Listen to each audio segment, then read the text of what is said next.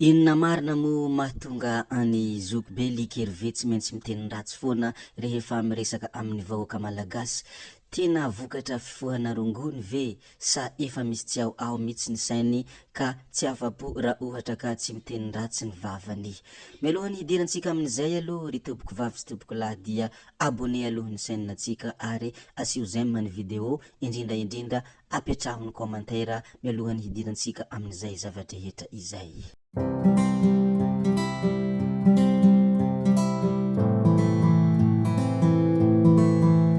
Efa maromaro zay ny olombelona latsadinikany amin'ity zoky be likerve ity satria tena miteny ratsy foana izy ao amin'ny tambanjotra ary miteny ratsy foana izy rehefa mandefa hafatra ho an'ny vahoaka malagasy. Voalohany moa dia tena maro ny tafintohina tamin'izany fotoana izany fa ankehitriny moa dia efa zatra ny olona ny amin'ity zoky ity satria no heverin'olona sy ny heritreretin'olona ho toy ny adala sy mivika ity likerve ity ka izany no antony tsy nataitra olona taty aorina. Rehefa mamoaka hafatra moa izy dia miteny ratsy foana ary indrindra moa ny vahoaka malagasy no tena sahasahany anaovana izay ompaompa sy teny ratsy izay ataony izay. Ny tena mahagaga sy mahatalanjona nefa dia izao, be dia be ny olona ao amin'ny Facebook mankasitraka any likerve ary tena mihevitra likerve toy ny olona izay tena manam-panahy ary tena olona hendry fa noho ny antony tsy azo anoharana mahatonga izy manao teny ratsy sy mamoaka vavaratsy ho an'ny vahoaka malagasy. Ka apetraka antsika ary ny fanontaniana hoe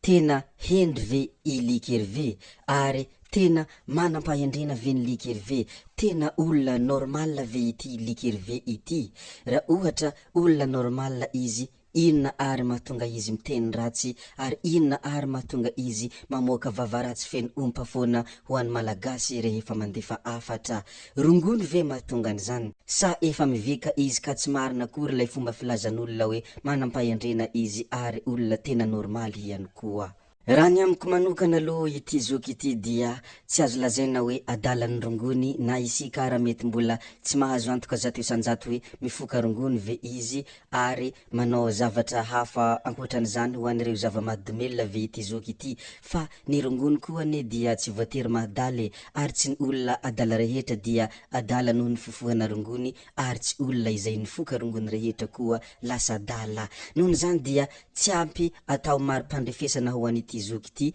ny resaka rongony sy ny resaka zava-mahadomelina. Ka mazava ho azy fa hesorintsika anatin' ity hadihevitra ity ny resaka rongony sy ny resaka zava-mahadomelina ka mahatonga an'ity zoky ity miteny ratsy sy mandefa ompa ho an'ny malagasy. Fa mety inona ary raha ohatra ka tsy rongony mahatonga izy manao an'izay, ary mety inona ary raha ohatra ka tena olona hendry manam-panahy izy nefa mahavita zavatra toy ireny tsisy henatra ary tsisy eritreritra manenjika ihany koa. Raha ny amiko manokana aloha, ny antony voalohany mahatonga izy manao ireny zavatra ireny dia noho ny atezerana diso tafahoatra ka tsy mahafehy ny fihetseham-po no antony anaovany ireny zavatra ireny. Tezitra izy ary tsy maintsy ataony ihany koa ny mahatezitra olona izay mahatezitra azy ka tsy maintsy ompa sy vavaratsy no alefany. Eo moa dia araka ilay fomba filaza manao hoe ataovy ny mahatezitra olona izay nahatezitra anao fa mety hampandinika azy sy hampiova azy kely izany.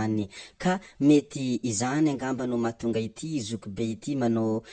ireny vavaratsy, manao ireny ompaompa ho an'ny malagasy ireny satria mahatezitra azy ny malagasy tsy tonga amin'ny fomba fieritreretany, mahatezitra azy ny malagasy tomora ambakena raha ny fahitany azy ka tsy hainy ny fomba agnanarana ny malagasy ka lasa teneniny ratsy andefasany ompa. Eo zao efa voavaly ny fanontaniana anankiray hoe tsy adala likerve ary tsy mivika fa olona misaina izy matoa mahatratra ny zavatra toy izany. Ary raha olona misaina sy olona manam-panahy mba mandinika rehefa iharany izany latsalatsa, rehefa iharany ompa, rehefa iharany ireo teny mahery izay marary dia roy ihany ny zavatra tonga ao an-tsainy. Ny voalohany dia miezaka izy mba tsy voa iny teny iny intsony ary miezaka ihany koa izy mandiny tena mba ahafantarany ny tena marina momba ny zava-misy izay anakianan'olona azy. Fa ny olona tsy manan-tsaina dia mifanohitra amin'izany, ny olona tsy te hivoatra ihany koa tonga dia ny fankahalany iny olona mandatsa azy iny foana no hitany fa tsy mba mandentena izy ary tsy mba makalesona ihany koa. Ka mety ny tiany likerve atongavana ihany koa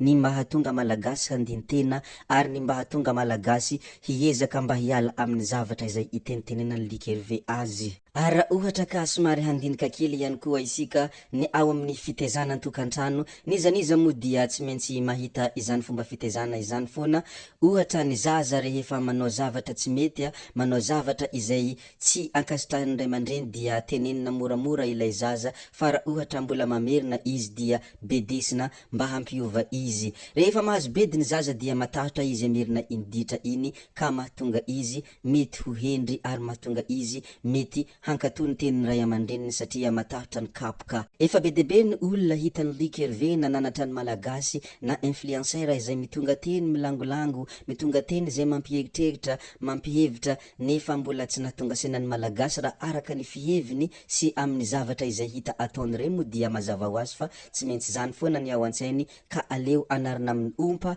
aleo omena teny ratsy sao de mba hahatonga sainan'ny malagasy ihany. Tsy misy malagasy tsy tia tanindrazana izany na mipetraka any ivelany aza tia tanindrazana daholo ny malagasy satria malagasy Madagasikara io dia iombonana. Ka ny fihevitro manokana ho hafa tsy voatery tsy maintsy marina izay no antony mahatonga likerve manao ireny teny mahery sy ompaompa ho an'ny malagasy ireny. Ary ny zavatra hita tsy azo lavina ihany koa, anisany tena sarotra ny miresaka amin'olona mikatona, anisany tena sarotra ny miresaka amin'olona manana sens unique amin'ny fomba fieritreretana. Ohatra fotsiny, ny kristianina rehefa mivavaka loatra dia mieritreritra fa ny zavatra rehetra dia avy amin'ny devoly ary ny zavatra rehetra dia avy amin'ny satana. Nefa tokony tsy mampiasa telefona izy ireo ary tokony tsy manao Facebook, tokony tsy miheno radio, nefa izy ireo manaratsy ny mikasika an'izany nefa mbola miheno ihany. Andehana zavatra kininina ianao dia ny ao an-tsainy foana ny marina. Ny olona any ambanivohitra any misy mieritreritra hoe mitovy ny any ambanivohitra sy aty amin'ny ville ka tsy afaka handresy lahatra azy ianao hoe tsy mitovy io fa lazainy manambany azy na inona fanazavana zay hoentinao aminy. Nefa ny zavatra misy sy ny zavatra hita tsy hitovy velively ny amin'ny ville sy any ambanivohitra. Tsy midika hoe ratsy ny ambanivohitra na hoe tsara amin'ny ville fa tsy mitovy reo ary samy manana ny hanitra ho azy. Ireo mpanavendrana ne dia mahatsapa fa ny zavatra tenenin'ny likerve dia zavatra mariny ary ny zavatra tenenin'ny likerve dia misy fahamarinana ary misy azo raisina fa araraotiny izy ireo noho ny izy miteny ratsy ary noho ny izy mandefa ompaompa zay satria moa ny anaran'ireo olona ireo dia efa mpanambaka ka izay no itadiavany hirika sy itadiavany lalana mba hanaratsiana ny likerve fa ny zavatra izay tenenin'ny likerve dia tena misy fahamarinany ary misy azo raisina ihany koa.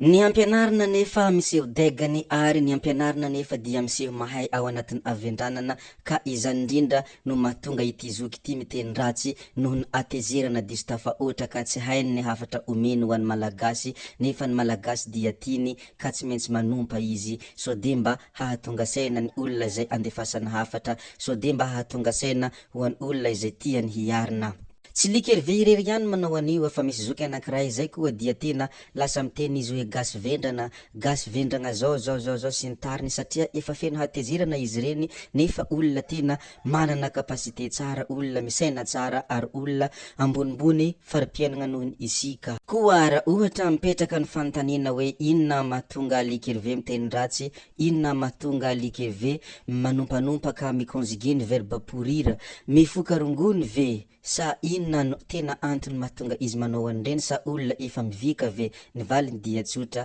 tsy mifoka rongony izy ary tsy mivika fa noho ny atezerana foana mahatonga izy manao an'iny, noho ny fitiavany malagasy diso tafahoatra, noho ny fitiavany Madagasikara ihany koa. Farimparanako moa ny video ary tsy ataoko lava loatra ka hoy hoe ny afatra mandeha amin'ny vahoaka malagasy, isika malagasy rehetrarehetra, indrindra isika malagasy ambany lanitra ambany ravin-kazo malagasy izay mbola tsy de manan-katao dia izao ny hafatra mba omeko isika rehetra. Rehefa misy olona miteny antsika, rehefa misy olona manakihana isika dia tsy voatery tsy maintsy mamaly isika ary tsy voatery tsy maintsy ho tafintohina ihany koa fa mila mamakafaka ary mila mangalalesona amin'ny fanakianana izay ataon'olona mba ahafantarana hoe inona marina ny tena zava-misy amiko, inona marina ny tena olana amin'ny fiainako, mahatonga aho kian'olona foana. Rehefa mahay maka lesona ianao amin'ny zavatra rehetra mandalo dia hahay ianao, ary zaho mino marimarina kokoa fa hivoatra ihany koa isika rehetra. Zay koa ny amin'iny re tompoko vavy sy tompoko lahy koa dia apetraka antsika hatremo ny video mikasika ny likerive zay. Raha ohatra moa manan-kevitra ianao dia apetraha ao amin'ny commentaire ny hevitrao, ary azadiny foana ny manisy like ny video. Zay fa hametrabeloma izaho tsy ataoko lava ny resaka, hody aho sao dia fa ianareo kosa mazotoa amin'ny zavatra rehetra izay atao. Veloma vetivety fa tsy hoe veloma mandrakizay gaby oye, tsao tsao.